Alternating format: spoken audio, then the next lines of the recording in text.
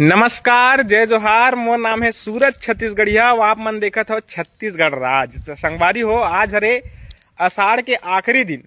आशा करता हूँ जम्मो बहू बेटी जेन मन अषाढ़ माने बर गे हे ते मन हा वापिस आ गे होही, और नहीं आए होही ते मन हा आ जाओ। आज हमार गांव में मानत हन इतवारी तिहार और रेंगावत हन सवनाही। सवनाही रेंगवाए के जेन अर्थ होते संगवारी हो, गाँव के सियान मन हा बैगा गुनियल धर के गांव के जतना भी लास्ट छोर है, आखिरी छोर है, चारों मुड़ा ला बांधथे। ठुआ ठोटका बाहरी ठुआ ठोटका नजर दोष कोनो भी प्रकार के गांव में झन पड़े। गांव के जीवन जो है सुखमय रहे, गांव के सबो लोगन मन सुख में रहे और खुश रहे, इसे की के गांव ला बांधथे।